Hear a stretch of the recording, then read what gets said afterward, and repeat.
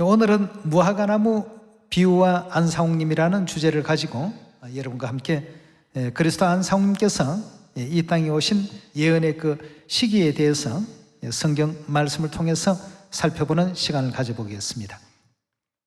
먼저 마태복음 24장 다 같이 한번 열어주시기 바랍니다. 24장 32절의 말씀 보시면 무화과 나무의 비유를 배우라.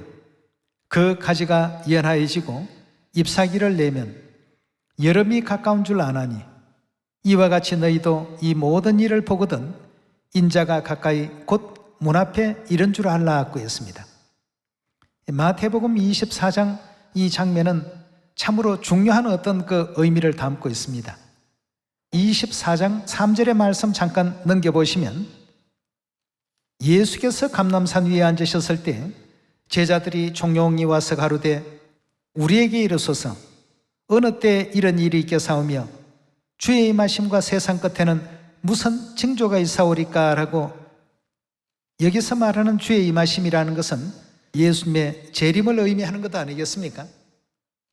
그 시기가 언제입니까? 라고 물었던 이 질문과 세상 끝에 일어날 여러 가지 그 징조에 대해서 제자들이 두 가지 질문을 예수님께 드렸습니다. 그 중에 주의 임하심이 언제쯤 이 땅에 오시겠습니까? 라고 여쭈었을 때 무화과 나무의 비유에 대한 설명을 해주고 계시는 가운데 있습니다. 무화과 나무의 비유를 배우라. 그 가지가 연하해지고 잎사귀를 내면 여름이 가까운 줄 아나니 이와 같이 너희도 이 모든 일을 보거든 인자가 가까이 문 앞에 이른 줄 알라라고 이렇게 예수님께서 일깨움을 주셨습니다. 자, 그럼 무화과나무 비유를 배우라고 했으니까 이 무화과나무에 대한 비유는 우리가 분명 알아야 되겠습니다.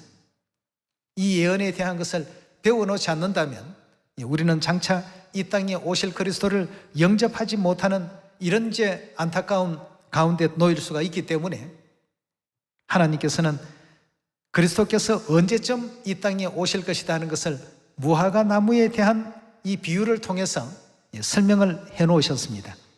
자, 그렇다면 그리스도께서 이 땅에 출현하시는 이 예언적인 시기를 잘 알지 못하고 그냥 이 사람도 내가 그리스도다, 저 사람도 내가 그리스도다, 서로가 주장을 많이 하고 있는데 그 주장하는 대로 이리 쏠리고 저리 쏠리고 이렇게는 하지 말라고 했습니다.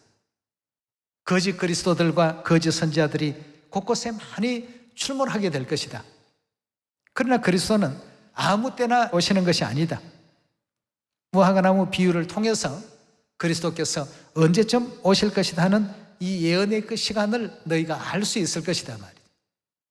그럼 무화과나무의 비유에 대한 내용을 한번 공부해 보도록 합시다.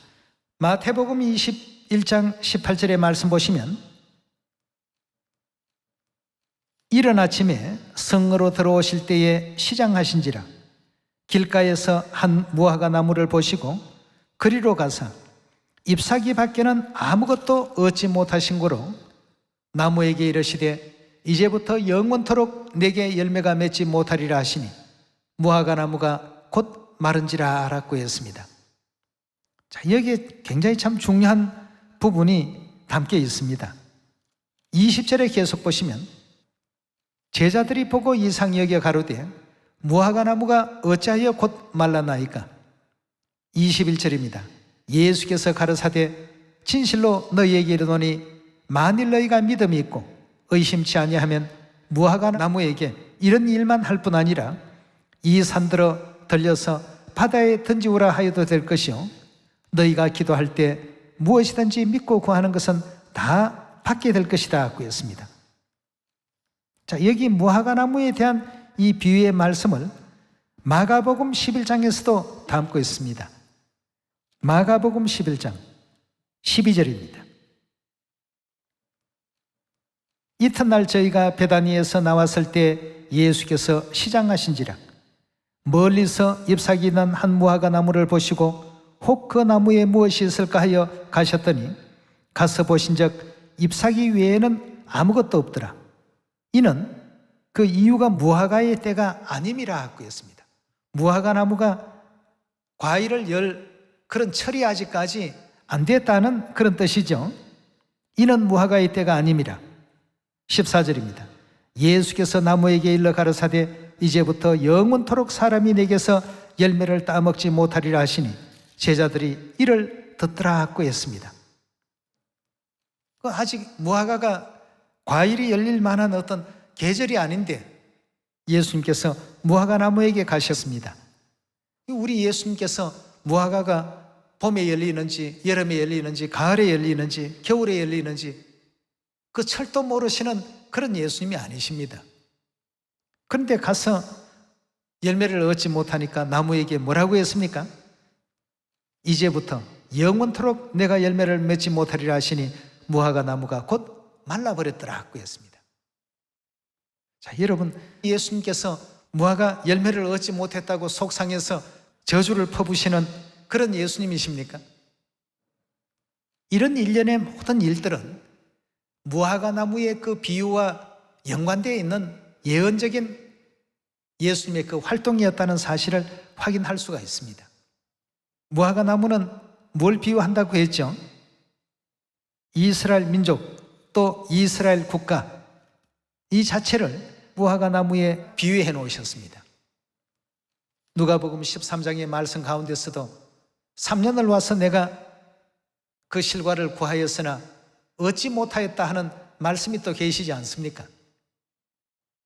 그것은 예수 그리스도께서 침례받고 3년 동안 새 언약의 복음의 진리의 말씀을 이스라엘 백성들에게 전파하셨지만 그들이 종래 받아들이지 않고 결국 예수 그리스도를 십자가에 못 박는 것으로 3년 동안 와서 열매를 구하여도 얻지 못했다라고 표현하신 그 예언적인 장면 아니겠습니까?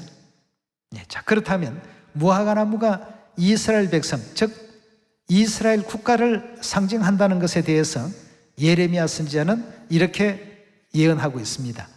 예레미야서 24장 3절의 말씀 같이 보겠습니다. 여호와께서 내게 이르시되 예레미야야 내가 무엇을 보느냐? 내가 대답하되 무화과이온데 그 좋은 무화과는 극히 좋고 그 악한 것은 극히 악하여 먹을 수 없게 악하니이다. 여호와의 말씀이 또 내게 임하니라. 가라사대 이스라엘의 하나님 여호와가 이같이 말하노라. 내가 이곳에서 옮겨 갈대아인의 땅에 이르게 한 유다의 포로를 이 좋은 무화과 같이 보아 좋게 할 것이라 하고 했습니다. 그럼 유다 포로라고 한다면 이스라엘 백성들이죠. 이스라엘 백성을 무화과에다가 비유를 해 놓으셨습니다.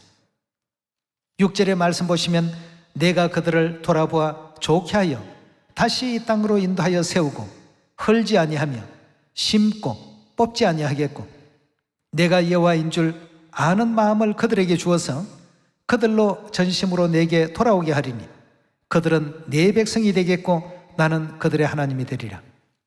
나 여호와가 이같이 말하노라. 내가 유다 왕 시드기야와 그 방백들과 예루살렘의 남은 자로서 이 땅에 남아있는 자와 애굽에 거하는 자들을 이 악하여 먹을 수 없는 악한 무화과 같이 버리되라고 했습니다. 여기도 역시 악한 무화과든 좋은 무화과든 이스라엘 백성들을 비유하고 있습니다. 또 누가복음 13장에도 동일한 어떤 말씀이 기록되어 있지 않습니까? 누가복음 13장 6절의 말씀 보시면 이에 비유로 말씀하시되 한 사람이 포도원에 무화과 나무를 심은 것이 있더니 와서 그 열매를 구하였으나 얻지 못한지라. 과원지기에게 이르되 30세 침례를 받으시고 3년간 복음의 생애를 걸어가시며 천국을 선포하시고 천국 복음을 일일이 다 전거하셨습니다. 내가 3년을 와서 이 무화과 나무의 실과를 구하되 얻지 못하니 찍어버리라. 어찌 땅만 버리느냐? 대답하여 가로되 주인이여 금년에도 그대로 두소서. 내가 두릅하고 걸음을 줄이니 이후에 만일 실과를 열면 이언이와 그렇지 않으면 찍어버리소서 하였다 하시니라 하고 했습니다.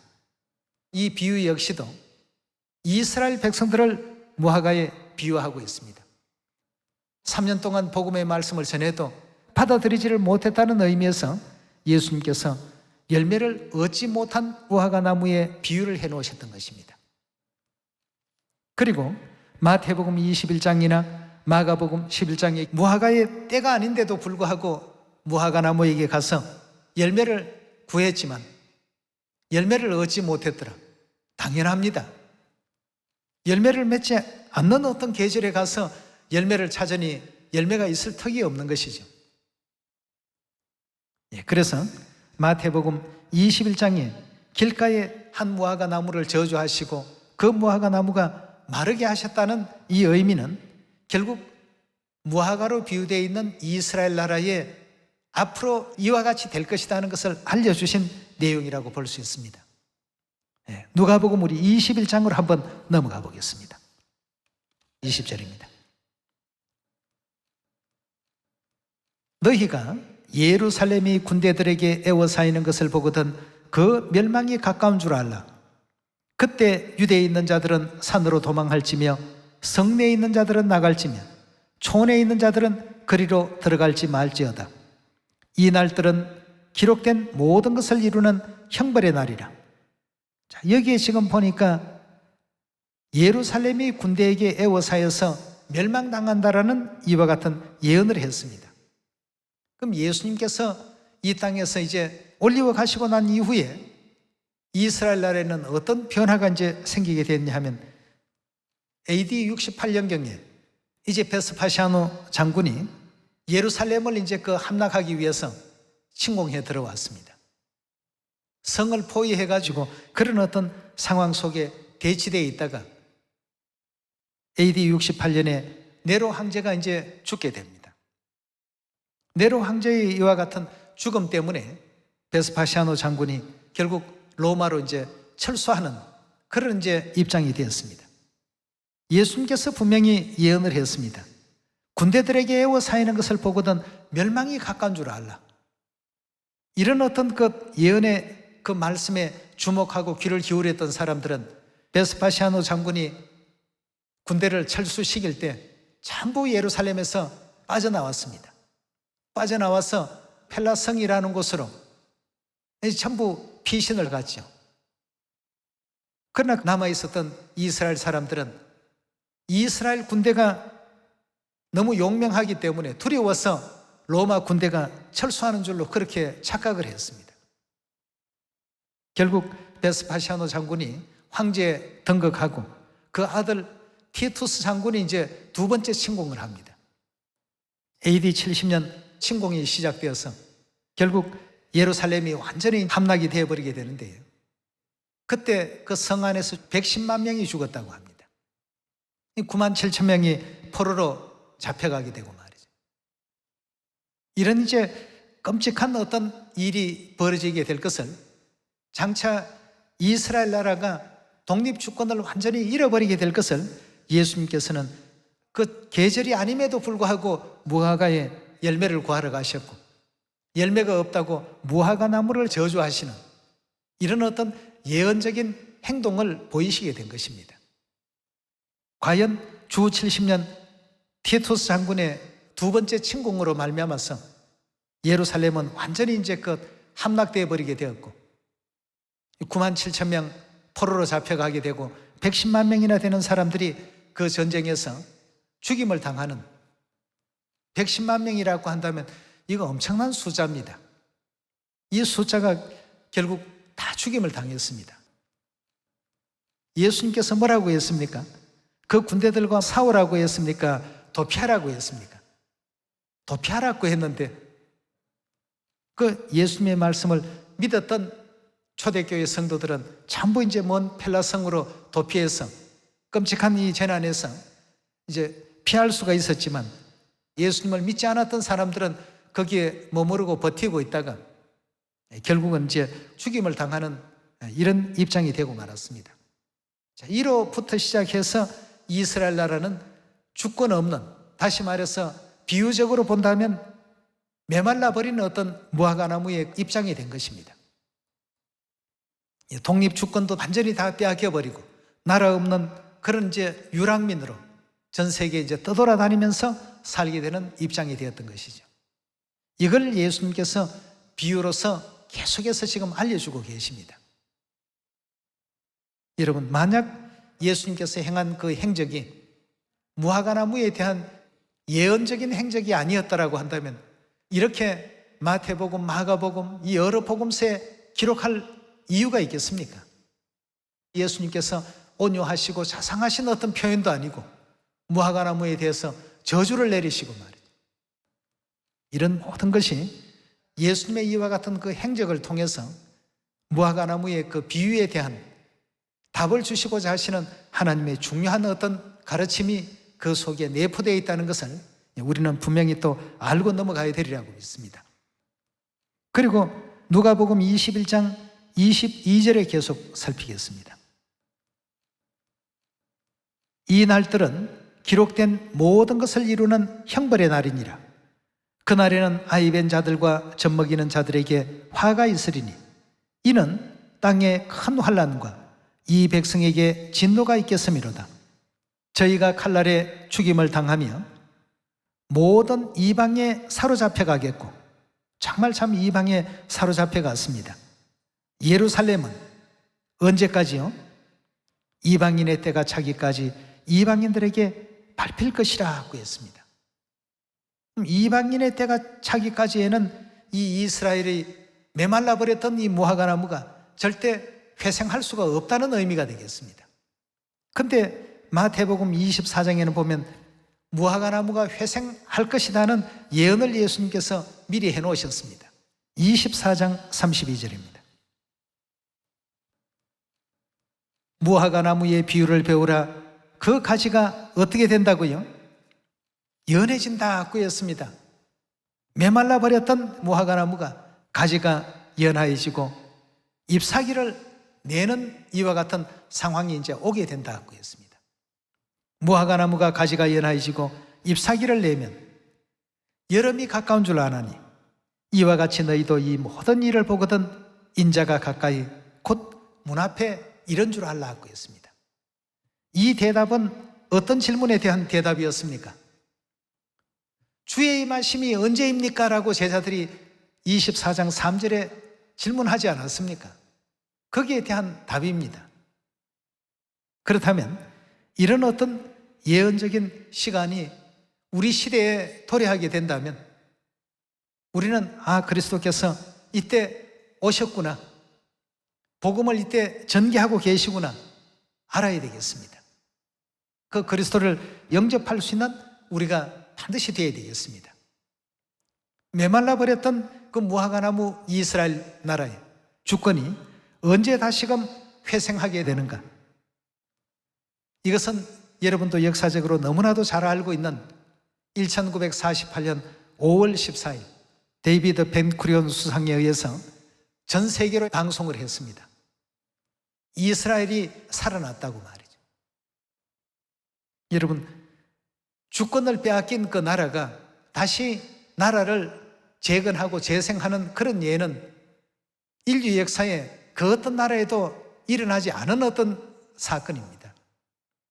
그러나 마태복음 24장 32절의 말씀과 같이 메말라 버렸던 그 무화과나무가 가지가 연하해지고 잎사귀를 낸다, 다시금 회생하게 된다.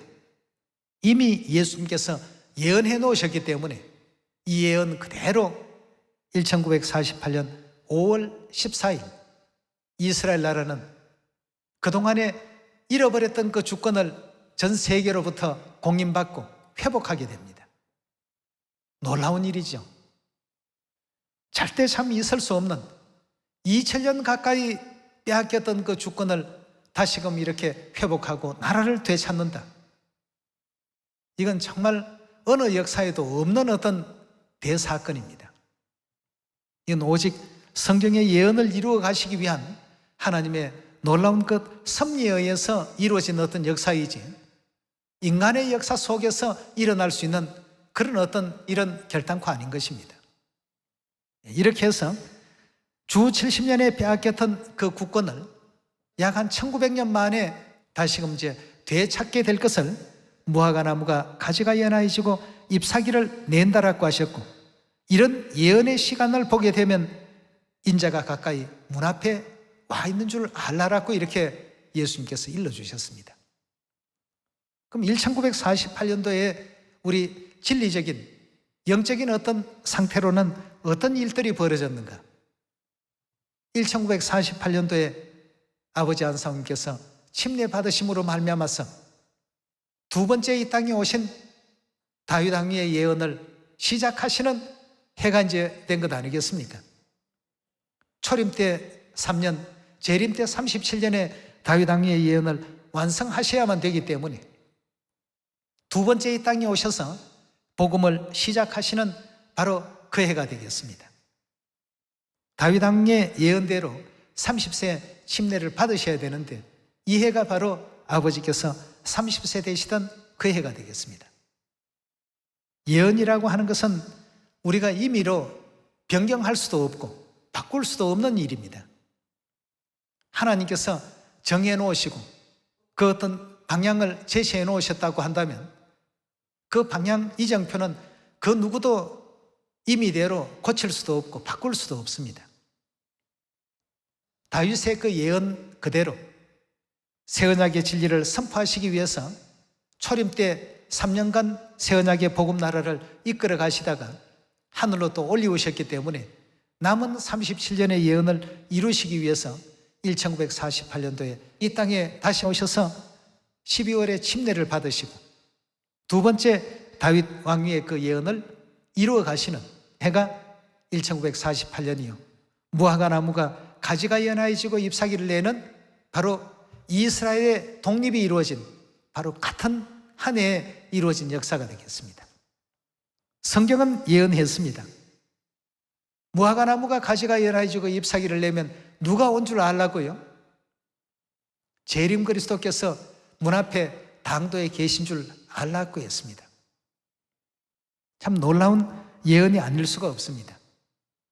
아버지께서는 이때 침례를 받으시고 37년 다윗 왕위의 예언을 온전히 이루시고 85년도에 이 땅에서 떠나시게 된 것이죠.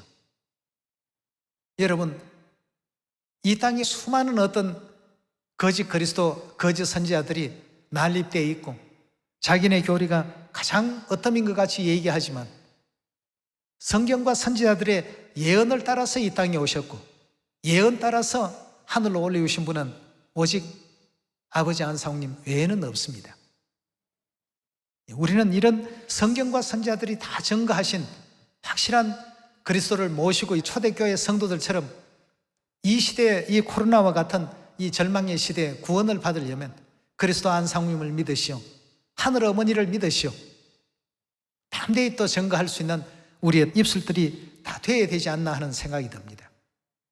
그렇게 해서 37년 마지막 이 복음의 생애를 걸어가시면서 미가 선지자의 예언과 같이 시온에서 왕이 되셔서 모든 것을 가르치시고 그 가르침 가운데 특별히 어린 양의 그 신부 되시는 하늘 어머니에 대한 가르침도 이제 이 땅에 남기시고 올리우시게 된 것 아니겠습니까? 이처럼 무화과나무 예언을 따라서 이 땅에 오신 우리 아버지 안상님이십니다. 또 아버지께서 홀로 오시는 것이 아니라 하늘 어머니에 함께 이렇게 등장하신다라고 계시록 22장에도 이미 언급된 바가 있다는 사실을 우리가 잘 알고 있는 대목들입니다. 자, 그렇다면 주의 임하심이 언제입니까? 라고 했을 때 무화과나무 가지가 연하여지고 잎사귀를 내면 인자가 올 것이다. 문 앞에 그때 와 있는 줄 알라. 그 주의 임하심이 그때다는 이 사실을 일깨움을 주셨습니다. 요한계시록 우리 3장의 예언도 우리 한 번 더 확인해 보도록 합시다. 3장 20절입니다. 라오디게아 교회 사자에게 편지하는 장면입니다. 그럼 라오디게아 교회에 하게 될 것 같으면 실제 안식교회로 사명이 이루어지게 됩니다. 볼지어다 내가 문 밖에 서서 두드리노니 누구든지 내 음성을 듣고 문을 열면 내가 그에게 들어가 그로 더불어 먹고 그는 나로 더불어 먹으리라 하고 했습니다. 예언이 라우디게아 교회에서 누가 문을 두드리신다고 하셨냐 하면 두 번째 이 땅에 오신 그리스도이십니다. 무화과나무가 가지가 연하여지고 잎사귀를 내는 그 시대에 문을 두드리시는 이가 있다라고 했습니다. 바로 그리스도 아버지 안상훈께서 이런 어떤 장면까지 성경에서 낱낱이 또 설명해 주시고 이 땅에 오셔서 또 유월절 새언약 진리 가운데 또 우리를 또 불러 인도하여 주시고 절기 지키는 시온을 또 건설해 주시고 영원한 천국 갈 수 있는 영광의 길을 또 열어주신 그분이 다름 아닌 우리 아버지 안상훈님 아니시겠습니까? 이사야서 25장 마지막으로 우리 한 말씀만 더 봅시다. 이사야 25장 6절의 말씀 보겠습니다. 6절의 말씀 보시면 만군의 여호와께서 이 산에서 만민을 위하여 기름진 것과 오래 저장하였던 포도주로 연회를 베푸시리니 곧 골수가 가득한 기름진 것과 오래 저장하였던 맑은 포도주로 하실 것이며 또 이 산에서 모든 민족에 가리워진 면박과 열방에 덮인 휘장을 제하시며 뭘 멸하신다고 했습니까? 사망을 영원히 멸하실 것이라. 사망을 영원히 멸한다는 의미는 영생을 주시겠다는 뜻 아니겠습니까? 사망을 영원히 멸하시는, 즉 영생 주시는데 사용된 이 포도주는 유월절 포도주 외에는 없습니다. 그럼 결국 이 땅에 오실 때 유월절 새언약의 진리를 가지고 오신다는 뜻 아니겠습니까? 주 여호와께서 그 모든 얼굴에서 눈물을 씻기시며 백성의 수치를 온 천하에 제하시리라. 여호와께서 이같이 말씀하셨나니라. 그날에 말하기를 이는 우리의 하나님이시라. 우리가 그를 어떻게 했다고요? 기다려왔다 하고 했습니다. 초림 이후로 지금까지 기다려왔습니다. 언제까지 기다릴까요? 언제쯤 오실랍니까? 무화과나무가 가지가 연하여지고 잎사귀를 내는 그때 인자가 문 앞에 당도한 줄 알거란 말이죠. 우리가 그를 이제까지 기다려왔단 말이죠. 무화과나무가 가지가 연해지고 잎사귀를 내는 그 시간을 기다렸으니 그가 우리를 구원하실 것입니다. 그가 우리를 구원하실 것입니다. 이는 여호와시라. 우리가 그를 기다렸으니 우리는 그 구원을 기뻐하며 즐거워하리라 할 것이며 라고 했습니다. 여기에 보니까 이분이 바로 우리의 하나님이시라고 거듭거듭 예언 속에서 모든 그 백성들이 환호하고 있는 그 장면을 하나님께서 보여주셨습니다. 참으로 오랫동안 그 뚜껑을 열지 못했던 유월절 포도주를 오셔서 이제 비로소 열어주셨고 사망을 없이 해주셨고 말이에요. 이걸 위해서 무화과나무가 가지가 연해지고 잎사귀를 낼 때 그때 와서 문을 두드리겠다고 했습니다. 이런 일을 전부 이루신 이가 누구십니까?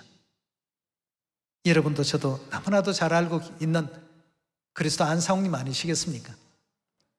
이런 무화과나무의 예언을 따라서 이 땅에 오셔서 우리에게 새 언약의 진리를 또 선포해 주시고 절기 지키는 시온을 또 완성하시고 하늘 어머니를 깨우쳐 주신 그리스도 하늘 아버지 안상훈님, 우리 모든 시온의 자녀들이 마음 깊이 또 아로새기시고 아버지 어머니를 힘있게 또 증거해 봅시다.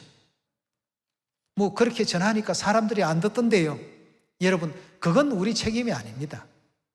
듣든지 아니 듣든지 알리는 게 이제 우리의 역할이죠. 하나님의 어떤 모략이 있습니다, 여러분. 하나님께서 뭔가를 하라 하실 때에는 우리는 그냥 하면 됩니다. 이거 해가지고 뭐 저 사람이 들을까?